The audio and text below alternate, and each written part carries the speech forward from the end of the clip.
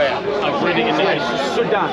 Yes, in the Muslim world, Mauritania. you can buy a black slave. That's not here. It is in the Islamic world. Lots of things going on planet Earth.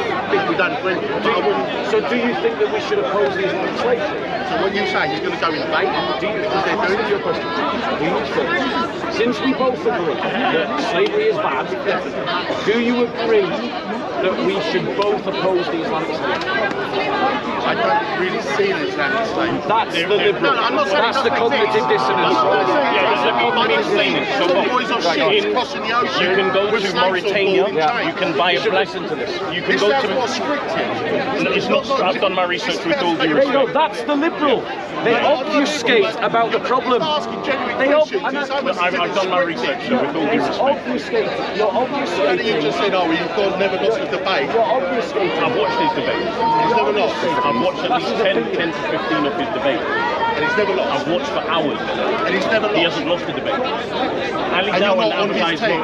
Ali Dow and advertised You're not on his debates. team. I'm not Christian. Right, but here's the problem for you, is you just said slavery is bad.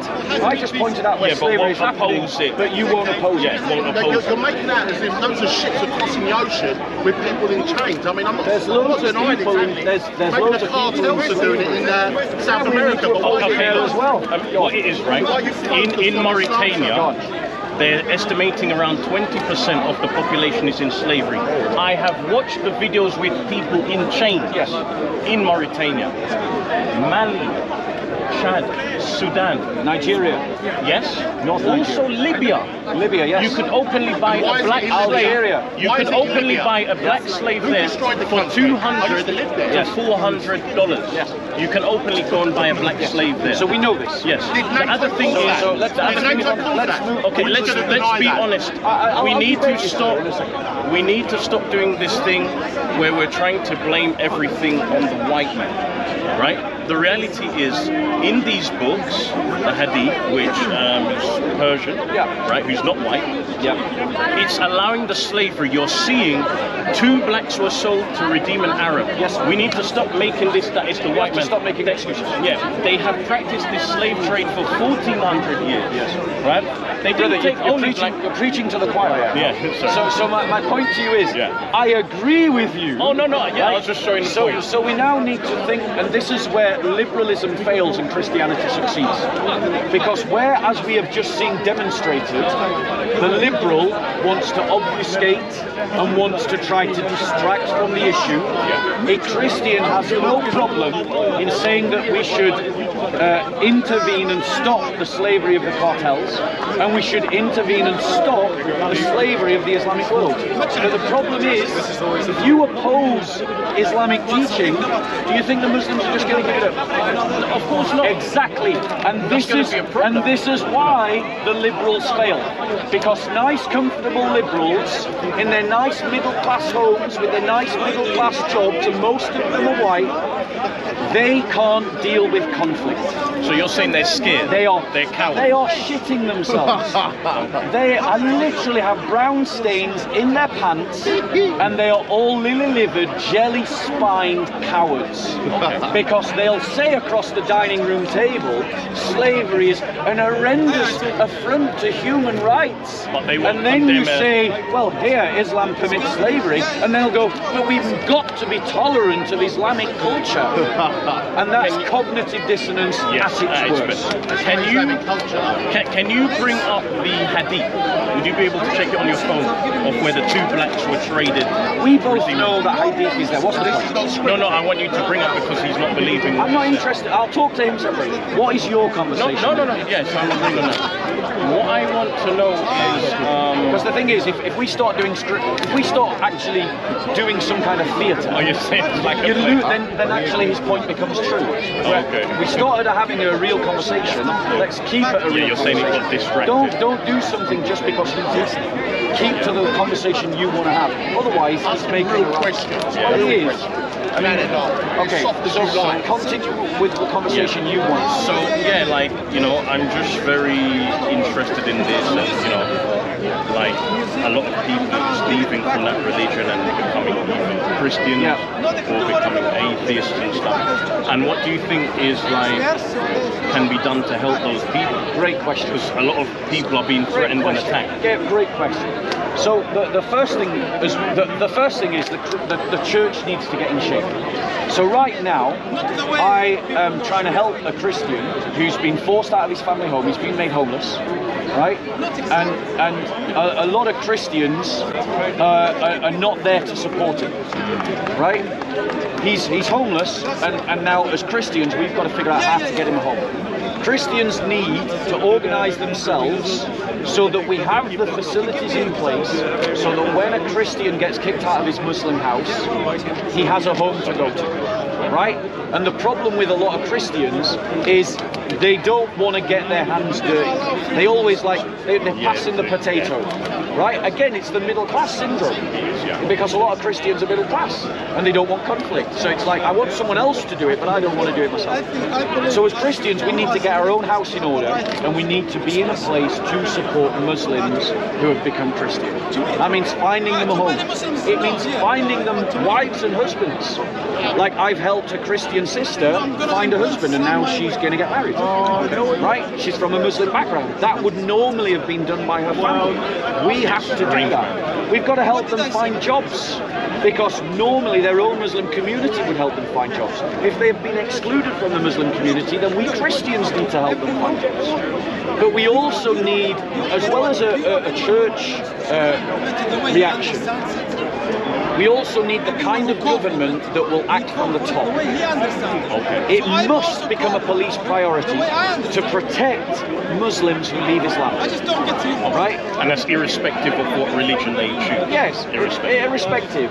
If a Muslim becomes Christian or wants to just leave Islam, the state should protect them. And anyone that threatens them, harasses them, or challenges them in any way, other than an intellectual debate, obviously, but any kind of harassment, alarm, or distress should be tackled, and it should be tackled by the state. But right now, as the example of Nisar Hussein demonstrates, the state is looking the other way. And it is doing it because it's frightened of a conflict with the wider Muslim community. The liberal establishment knows that if it starts challenging these Muslim gangs, it's going to get embroiled in a wider fraction with the Muslim community. We need a government that's not frightened to do that. But we've got governments that are frightened. Yeah. Well, would you say though, or agree though, that a lot of Muslims in general are quite tolerant though, and then there's some which take it to higher extremes? Would you agree on that? Absolutely. The minority of Muslims that actually apply Islam fully is a tiny minority. Small minority. But as I showed I did a talk earlier today about the Henry Jackson Society and its survey, nearly over 50% of Muslims want to impose Sharia law. That's dangerous. That is dangerous to you, it's dangerous to me, and we as Christians shouldn't be passive in resisting that. We should resist it culturally, we should resist it politically, we should resist it socially, and we should resist it economically. So is not Sharia is permitting slavery, sex slavery and child marriage? Those are all included in Sharia law, but it we should be against these. Of course. Yeah. Like that's stating the obvious, right? Like, but the point is, the liberals, they'll say I'm against child marriage, but they won't say that they're against Sharia law. They'll say that they're against slavery, but they won't say they're against Sharia law. As a Christian, I don't have the liberals' problem. I can think straight. I can say I'm against it, and I can say that I am against it in any group that embodies it. So I can say that I'm against racism. Oh, you're setting up a Nazi party, are you? Well, I'm against you. You're part of the Ku Klux Klan, are you? Well, I'm against you. Well, same logic applies. If someone says they're in favour of child marriage or slavery or reducing Christians to second-class citizens, I can say that I'm against them. And by being against them, if Islam teaches those things, then I can say I'm against Islam, I'm against Sharia law. So you're kind of calling it out for what it is. Okay, and not like non-issue. going around. Now, the point is, right? Some people want us to think of, in terms of this question about it's a non-issue, right? They want us to say, well, it's not happening. Tell that to Nisa Hussein, who had to flee Bradford because the Muslims tried to kill him. Tell that to my friend who was made homeless because her family wouldn't accept that she wanted to be Christian. Tell that to my brother who's here in the park, whose family and his community have basically driven him out of a city here in the UK. So this idea that it doesn't happen is a lie of the liberals, and we should not listen to their lies. There's whole prisons. And we should call them out on their cowardice that they don't want to deal with it. There's forced conversions happening in British prisons. In the prisons. Forced conversions. Forced conversions are happening in Britain. Yes, I've heard. Yes, and that's been reported by the government itself. The government itself is saying that there are forced conversions happening in prisons. So it is happening in the UK. So it is something that we deal with. And notice how the liberals always want to try and diminish it. They always want to talk about something else. They always want to try and ignore it. That is the disease of liberalism that we must reject. We must reject this disease of liberalism. Even some Muslims agree that it's happening. Yes. Even some Muslims in the prisons have agreed it's happening. Yes. So there's no need to deny it. The evidence is there if people are willing to look. But the media don't want to focus on it. And that brings us to another issue which is connected to the whole of this. The British media are a village of people. They're a town's worth of people. Maybe about 2,500. Right? They are all on the same page. And they act as a shepherd about our perspective. They focus you in on what they want you to think is an issue, whilst ignoring things that they don't want you to think are issues. We have to reject the influence of the media over our perspective. You owe it to yourselves to educate yourselves about what is happening around these questions, so that you aren't a sheep bleating out the narratives of the liberals like you're all hearing right now. The sheeple of British society only think it's an issue if the BBC says you've got to free yourself from this problem. How do you go about dealing with it? You're losing sleep over it. How do you go about dealing with it? You know, I'm going to let someone else speak. It was a good convo. Can I give you a gift? I took your other gift. Did you read it? I haven't read it as of yet, Okay, but I'm going to read it. Yeah, you're an atheist or what? We had this conversation the last time. Okay. I'm not an atheist. I believe in the Creator, so I'm not an atheist. Well, I mean, I would say to you that the Creator has revealed himself through our Lord Jesus Christ. I know you said that over there. When you, Nice one, man. Take care.